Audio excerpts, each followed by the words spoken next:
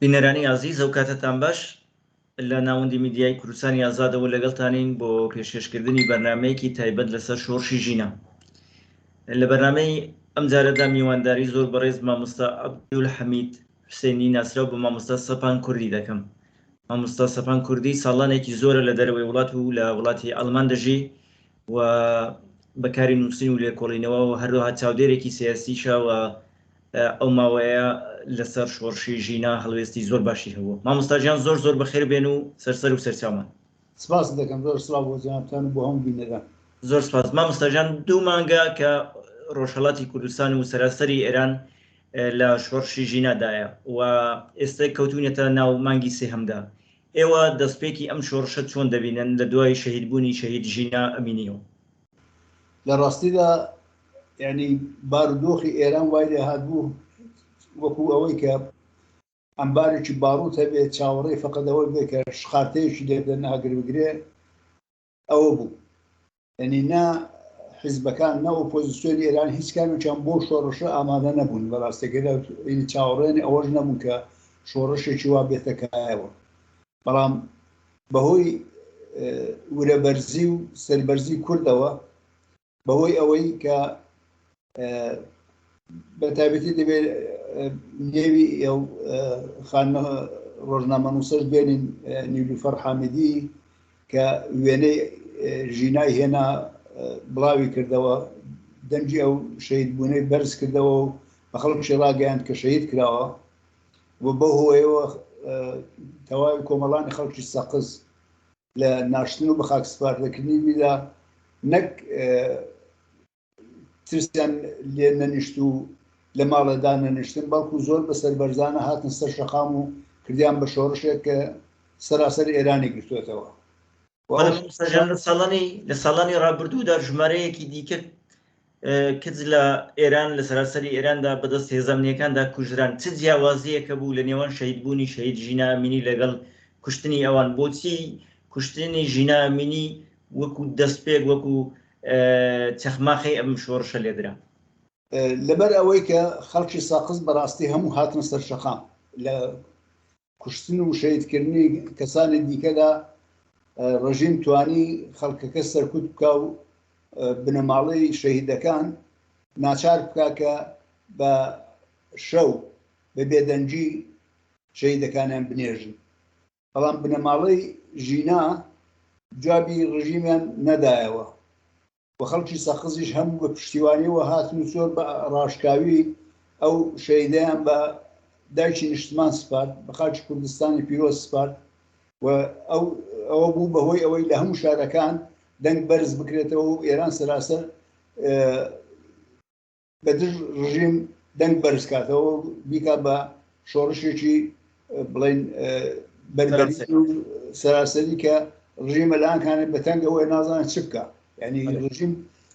لە هەموو کاتێکدا توانیوێتی کە بە زۆر و کوشت و بڕین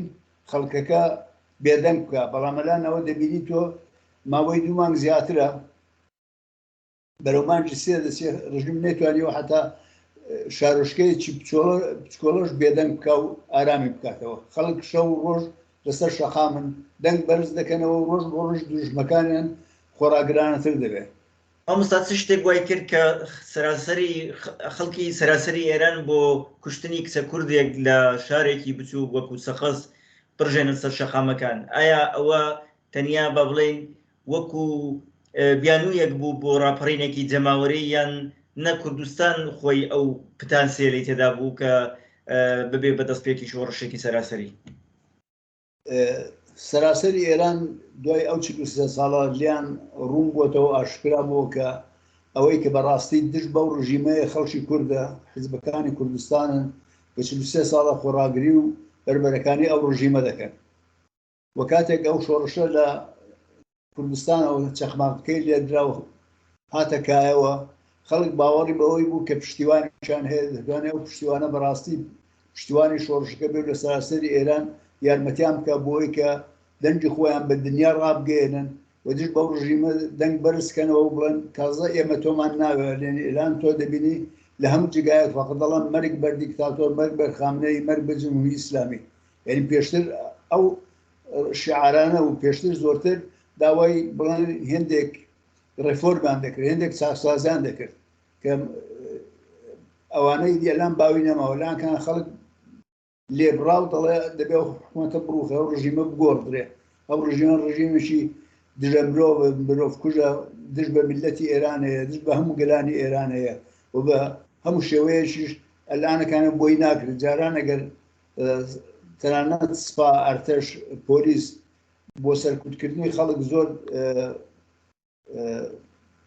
بڵین لە پێشەوە بوون ئێستا بە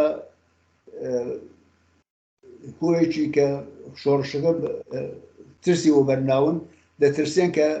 خۆیان بە ڕاشکایی دێن ئاشکاربوونەوەی دەبینێتێت لە هەموو شارەکان ڕاوێندنێن یعنی خۆڕاگریان تێدا نەما وزایان تێدا نەما وریان نییە ئەوە ینی هۆی ئەوەیە کە دڵنیان لەوەی لە کوردستانەوە ئەو شۆڕشە سەر دەکەوێ و پشتیوانی لە هەموو خەڵکی ئێران دەکات مامۆستا و یەکگرتوویی کە لە ڕۆژهەڵاتی کوردستان دەبیندرێ دوای ئەوەی کە با بڵێن خەڵکی سەخەساتنە سەرشەقام لە دژی کوشتنی شەهید ژینا ئەمینی خەڵکی سنا خەڵکی کرماشار مەهاباد بۆکان شارەکانی دیکە کامیاران هەموو هاتن ئەم یەکگرتوویە لە ڕوانگەی ئەوەیە لە ماوەی ساڵی ڕابردوودا بێوێنەیە چۆنە لە ڕوانگەی ئەوە چۆنی هەڵدەستەنگێنن چۆنی دەبینن شتەکە تۆ بگەڕە بۆ شەڕی سێمانگەی سەرەتای ڕژیم لە سەرەتادا خەڵک ئەزمموی نەبوو ڕژیم هات توانی هێندێک شارەکان داگیر بکە بەڵام لە ماوەیەکی زۆر کورددا حزبی دموکراتی کوردستانی ئێران و کۆمەڵی زەحمەت کێشان توانیان خۆیان بگرنەوە و بێنە نێو شارەکان و خەڵک دژ بە ڕژیم زۆر بە لێبڕاوی خەبات بکەن و چالاکیان هەبێ ئێستاش خەڵکەکە ئەوەی لەبیرە و هەمویان ئەو دەردوداخیان چێشتووە ئەو زەحمەت و شێرەوەریان چێشتووە کە ڕژیمی جمهوری ئیسلامی ئێران دەگەڵ کورد و دەگەڵ هەموو نەتەوەکانی ئێرانی دەکات بە تایبەتی دەگەڵ کورد بە دوو دەلیلەوە یەکێک لەوەی کە کوردە دوو ئەوەی کە سونیە زۆربیان یعنی بە هەر شێوەیەک خوێنان بە حەڵاڵ دەزانێت بخۆی و تۆ هیچ ئاوەدانێکی لە کوردستاندا نابینێت تۆ گەر زمانی شاشدا ڕعینی ئەوە بوو یعنی تۆ لە کوردستان هیچ کارخانەیەک هیچ شتێکی وا نابینی کە بێتە مایەی بژانەوەی ژیانی خەڵک یعنی باوەڕیان بەوەی نیە لە کوردستان لە کارێکی وا بکەن کە بۆ کورد کەڵکی هەبووکو میلەتەکانی دیکە لە مەسەن چۆن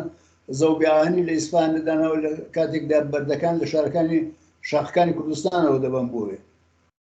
یان مەسەلەن پیتڕۆشیمی زۆرتر لە شارەکانی جنوبی ئێران هەیە لە کوردستاندا ئەوانە من خەڵک ئەوانەی هەست پێ کردو بۆ هۆیەوە خەڵک زۆر بەڕاشکاوی دژ بە ڕژیم وەستاوە بۆی کە ژیانێکی باشتری هەبێت سەربەرزانە و سەر بەخۆیانە بژین وەدەنگاتنی خەڵکی ئێران بۆ پاڵپشتی خەڵکانی ئێران بۆ پاڵپشتی لە شۆڕشی ژینا لە خەڵکی ڕۆژهەڵاتی کوردستان ئێوە ئەو وەدەنگاتنە چۆن دەبینن لە ڕوانگەی ئێوە ئەو دەبێتە شۆڕشێکی سەراسەری بۆ سەرکەوتنی گەلانی ئێران بۆ گەیشتن بە ئازادی بەدڵنیایەوە شۆڕشە سەر دەکەوێت بەدڵنیایەوە بەڵام بەداخەوە حیزبەکان پێشتر خۆیان ئامادە نەکرد بەهۆی ئەو کێشانەی کە لە ماوەی 30 ساڵی ڕابردوودا دەنێ حیزبە کوردەکان دەنێ هەمویاندا هەیە دەنێ ئۆپۆزیسیۆنی ئێرانیدا هەیە یعنی تۆ لەو 30 ساڵی ڕابردوودا کە چاوی لێ بکەی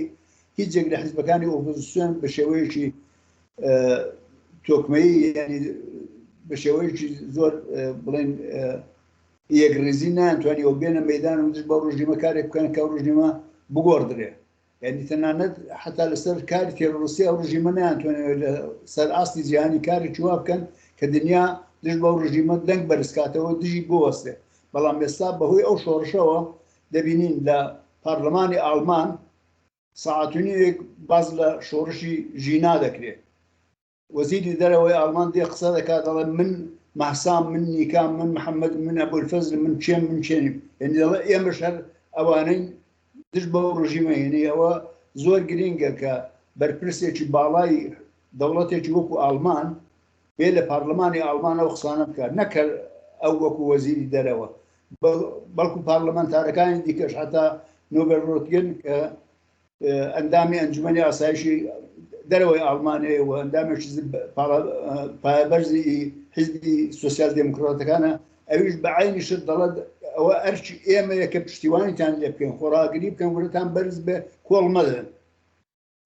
ئەوە نیشانەیە ئەوەیە کە حکوومەت بەرەو ڕوخان دەچێت ناکە حکوومەت بەرەو ڕوخان نەچێ یعنی هەست لە بەوە نەکەن کە ئەو حکوومەتە بەهۆی ئەو شۆڕژەوە دەڕوخێ هیچ وەختێکی دەوڵەتێک بەو ڕاشکاوی ئەوە هەڵۆز ناگرێت. مامۆستا لە ماوەی ڕابردوودا سەدری عەزەمی ئەڵمان ڕاوێژکاری باڵای ئەڵمان لە دوانێکیدا بۆ بەرپرسانی ئێران و داوای کرد کە خەڵک نەکوژن، بەڵام ئێمە دەبینین کە لە چل ساڵی ڕابردوودا لە ماوەی چل و چەند ساڵی ڕابردوودا ئەوە جاری یەکەم نییە کە کۆماری ئیسلامی ڕۆڵەکانی خۆی دەکوژە لە بەلوچستان، لە کوردستان، لە تاران، لە شوێنەکانی دیکە. بۆچی لە ساڵانی ڕابردوودا ئەڵمان و وڵاتانی ئوروپایی ئەو بێدەنگیان هەڵدەبژارد بەڵام ئێستێ وەدەنگ هاتوون؟ دەگەڕێتەوە بۆ دوو بابەتی زۆر گەورە. یەکێک ئەوەی کە ئەلانەکان لە حکوومەتی ئەڵماندا لە دەوڵەتی ئەڵماندا دوو حیزبی زۆر دایانگری مافی مرۆڤ لەسەر کارن. یەکێک لەوانە SPD، یەکێک لەوانە حیزبی سەوزەکانە. لە ڕابردوودا بەو شێوەیە دەبن و مەسایلی اقتصادی و ئەو پەیماننامەی اقتصادی کە لەگەڵ ئێران هەیە ساڵانەکە بە دەیان میلیارد دۆلار یا دەیان میلیارد یۆرۆ معاملەی بازرگانیان هەیە و مەنافعێکی زۆریان هەیە لەوە دەترسان کە ئەوانیان لە کیس بچێت. ئێستا ئەو ترسیان دەتوانن لە ڕێگای دیکەشەوە ئەو مەنافع بخۆیان دابین بکەن دڵنیاشن لەوەی کە ئەگەر ڕژیمێکی دیکەش بێتە سەرکار مەنافعی اقتصادی ئەوانە نابێت جگای مەترسی و ترسێکیان بۆیان نێ و خۆیان بە بەرپرس دەزانن لە ئاستی مافی مرۆڤ لە ئاستی ئەو کردەوە ڕندەی ڕژیم کە دەیکا. ئەوەیە کە هەڵوێستان زۆر پیاوانە و بڵێن زۆر جوامێرانە نواندۆ. وایە هەڵوێستی زیاتریش بنوێنن لە ڕۆژانی داهاتوودا؟ ئەوە کەوتۆت سەر ئەوەی کە ئۆپۆزیسیۆنی ئێران بە تایبەتی کورد چ دەکا. یعنی بەداخەوە دەبێ ئەوەی بڵم سەرکردەکانی ئۆپۆزیسیۆن و بە تایبەتی کورد یعنی ئەو تواناییان نییە بێنە سەر ئاستی جیهانی قسە بکەن. ئەگەر ئەلانکانە شەهیدی نەمر دکتۆر قاسملوو بایە دنیای دەکردە هەودەنگی خۆی. یعنی ئەگەر چاو لەوە بکەین لە شەڕی سێمانگەدا دکتۆر قاسملوو لە ماوەی 4 هەفتەدا توانی پشتیوانێک بۆ شۆڕشی کورد پەیدا بکە، یارمەتێک بۆ کورد پەیدا بکە کە لە ماوەیەکی زۆر کووردا دیسان پێشمەرگەکان بگەڕێن و شارەکان بەدەست خۆیانەوە بگرن. ئەوە پەیوەندیەکانی نێودەوڵەتیە، چون پەیوەندی نێودەوڵەتی دەبێت. دکتۆر قاسملوو لەگەڵ هەموو ئەوانەی کە حیزبی سۆسیال دیموکرات بوون لەسەر ئاستی جیهانیدا لەگەڵ کۆنگری سۆسیال ئینتەرناسیۆنال سۆسیالیست لەگەڵ هەمویان دۆستایەتی هەبوو، پەیوەندی شەخسی هەبوو. ئەوانە هەموو دۆست و برادەری بوون، یارمەتیان کرد. بەڵام ئێستا تۆ یەک سەرکردەی کورد نابینی کە بێ ڕئیسی دەوڵەتێک ببینێ، وەزیری دەرەوەی دەوڵەتێک ببینێ، وەزیری بەرگری دەوڵەتێک ببینێ کە داوای پشتیوانی و بەرگری لە ئەو شۆڕشە بکالی. و کورد بەداخەوە بەهۆی ئەو کێشانێکی دنێ و خۆیدا هەیەی و هەی بۆ تا ئێستا جگای متمانەی دەوڵەتانی دەرەوە نییە کە بۆی کە وڵەندەوە دەبێتە جێگرەوەی ئەو حکوومەتەیە دەبێتە ئالتەرناتیڤ و بەدیلێک بۆ کۆماری دڕندەی ئیسلامی ئێران. ڕۆڵی حیزبەکان چۆن دەبینی مامۆستا لە ماوەی ڕابردوودا ناوەندی هاوکاری کە کۆمەڵە و دیموکرات کۆمەڵەکان و دیموکراتیدا بەشدارن لە ناوەندی هاوکاری بە دەرکردنی بەیاننامە داوای مانگرتنی گشتیان کرد، داوای هاتنە سەر شەقامیان کرد، خەڵک وەڵامی داوای ناوەندی هاوکاریان داوە. بەڵام ڕۆڵی حیزبەکان بە شێوەی گشتی لە شۆڕشی ژینەدا چۆن دەبینی و چۆنی هەڵدەسەنگێنی؟ ڕۆڵەکان تا ڕادەیەکی باشە، بەڵام ئەوە بەش ناکە، بەز نییە، ینی کافی نییە. کفایەتی ئەو شۆڕشانە شۆڕشەکە زۆر لەوە گەورەترە کە بە بەیاننامەیەک یا بە دوو قسەی خۆش یا بە داواکارێک بڵێ تۆ مان بگرن دوکان و بازار دابخەن یا خۆ پێشاندام بکەن. خەڵک چاوەڕوانی شتی لەوە گەورەترە. یعنی ئێستاکانێ بەڕاستەکەی ئێمە کە ماسێکمان لە کارەکانی خۆماندا هەیە لە تاران زیاتر لە 2 میلیۆن کورد دەژی. یعنی دوو شارەکی تاران هەمووی کوردە. ئەمە نەمانتوانێت ئەو کوردانە بجوڵێنی، بیانکەینە هاودەنگی خۆمان بیانێنە سەر شەقام کە بێتە هێزێک بۆ ئێمە سبێنێتون لە داهاتوودا کە دەوێت حکوومەتی ئێران بگۆڕدرێەوە بێت سەرکار بەشی کورد دەبێتە چی؟ یعنی ئێمە دەبێت لە یەک شت بڕوانین، یا ئەوەی ئێمە کوردین وەکو ئەوان بە بیانووی تەجزیە تەلەبی و نازانم سەربەخۆی خوازی ئێمە محکوم دەکەن، یا ئەوەی کە تۆ لەگەڵ هەموو ئێرانی، ئەگەر لەگەڵ هەموو ئێرانی تۆ بۆچی خۆت لە ڕەزا پەهلەوی لە مەریەم ڕەجەویە لە کەسێکی دیکە باشتر بە گەورەتر نازانی، ئەوان چیان هەیە کە تۆ نیتە؟ بۆ داوای هەموو ئێران ناکەیتەوە. یعنی کێشەی کورد لە تەواوی مێژوودا ئەوە بۆ کە هیچ سەرکردەیەکی کورد خۆی بە شیاوی ئەوەی نەزانێەوە هەموو ئێران بەدەستەوە بگرێت. یعنی لە مێژوودا چاودێ دەکەی من سێ نمونە دێنمەوە. یەکێک هەڵۆخانی ئەردەڵان دوو جاران لەشکری شەعباسی تێکشکان، بەڵام نەیکرد ڕاوی بنێ تا بەرەو ئیسفام چێ دەسەڵاتەکەیشی لێبستێنێ و خۆی بکاتە پاشای ئێران. دوایوی خانە پاشای بابان لە کۆتایی ڕوخانی دودمانی سەفەویدا عێراق و ئیسفەهان و هەمەدان ئەوانەی گرت، بەڵام نەیکرد کە وەکو نادرشا بڵێ من سەرکردەی هەموو ئێران و ئێران بەدەستەوە دەگرن. یعنی تو حساب دەکەی نادرشایە کە هیچی بەدەستەوە نەبوو توانی هەموو ئێران بەدەستەوە بگرێ، بەڵام بۆ خانە پاشای بابان نەیتوانی. لەوی خراپتر خسرەخانی ئەردەڵان لە کاتی ڕوخانی حکوومەتی زەندیەدا تاران و ئیسفەهان و عێراق و ئەوانەی هەموو بەدەست بۆ چاوەڕێیە کە حەمەخانی قاجار لە شیرازە و لە زیندانە ڕابکە بێ پێی بڵە قوربانە من وەکردمەوە ئێران بۆ تەسلیم کردی. یعنی لە کەسایەتی خۆمان ئێمە دەبێ بڕوانین خۆمان پێ لەوان کەمتر. یعنی کورد بەڕاستەکەی نە لە ڕووی ورەوە، نە لە ڕووی عەقڵەوە، نە لە ڕووی زانستەوە هیچی لە هیچ یەک لە ئێرانیان نەکەمتر نییە. یعنی هەروەکو خامنەیەکی تورک دەتوانێت کە ڕێبەری ئێران بێ بۆ کوردێک، بۆ قاسملوویەک، بۆ شەرەفکەندێک، بۆ مستەفا بۆ خالد عەزیزێک یا بۆ عەلیزادەیەک نەتوانێت ئەوە بکە. ئێمە دەبێت خۆمان لەوە زۆر بەرزتر ببینین کە خۆمان بکەینە ژێردەستەی کەسێک کە لە خۆمان کەمترە. هەندێک لە خەڵک پێیان وایە کە دەبێت حیزبەکان لە قۆناغی ئێستادا بەشداری لە شۆڕشدا بکەن، شان بە شانی خەڵک لە مەیدان بن، نەک بە دەرکردنی بەیاننامەیەک. ڕای ئەو لەوبارەیەوە چی مامۆستا؟ بە دڵنیاییەوە ئەوە زۆر ڕاستە، بەڵام نەک بە چەک. بەشداریکردن هەمیشە بە چەک نییە. یعنی ئەگەر ئێستا کادرەکانی پێشکەوتوی حیزب ناوەندی هاوکاری بچنەوە نێو خەڵکە، نێو کۆمەڵانی خەڵکەوە لە نێو شاردا یارمەتیان بکەن، یارمەتی فکری، یارمەتی ئابووری، یارمەتی کەلوپەل، لە هەموو شتێکدا گرنگترەوە لەیانکان خەڵکە نەخۆش دەکەوێت، بریندار دەبێت، شەهید دەکرێت، پشتیوانی و یارمەتیان دەوێت. یعنی چاوەڕوانی لەوە زۆر زۆرترە کە تۆ بەیاننامەیەک و دوو وتار بدەیت. یعنی ئیدی کار لەوە ترازاوە کە تۆ بەوەندە خەڵکە خەنەعات بکەیت. شۆڕشەکە زۆر لە پێشتر لە حیزبەکانە، کۆمەڵانی خەڵک زۆر پێشترن. یعنی تۆ ئەلانکانێ لەگەڵ ئەوەی ئینترنێت، لەگەڵ ئەوەی هەموو سوشیال مێدیا داخراوە بەڕووی کۆمەڵانی خەڵکە، بەڵام تۆ دەبینی خەبەر و هەواڵی تەواوی شۆڕشەکان بە دنیا دەگەیەنن. یعنی خەڵکەکە زۆر وریا و زۆر بەدڵەوە هاتوۆتە پێشەوە. یعنی ئەگەر حیزبەکان ئێستان نەچنێت پێشەوە، بەشداری نەکەم بەکردەوە نەچنە پێشەوە، لە دوایدا ئەو ڕژیمە بڕوخی یان نەڕوخی جاریشی کردوابێ و حیزبان نادەنەوە هیچیان نازانن. هەڵە بۆ چوونێکە مامۆستا دەڵێن کاتی خۆی لە دوای شۆڕشی گەلانی ئێران ئەگەر حیزبەکان ڕۆژهەڵاتی کوردستانیان بەجێنێشتبە ئەو دۆخە نەداهاتە پێشە. لە ئێستادا ئەگەر پێشبینی ئەوە بکەین بۆ نمونە لە هەندێک لە شارەکان ڕژیم بە تەواوی پاشەکشە بکە و ئاثەواری ڕژیم نمێنێ، ئەگەر ئێستا حیزبەکان نچنەوە کەی دەچنەوە؟ حیزبەکان بەڕاستەکەی زۆر بە دوا کەوتون. ئەلبەتە دیارە بار و دۆخی ئێستای کوردستان بڕێک ئاڵۆسترە لەوەی کە پیاوبیری لێ بکاتەوە،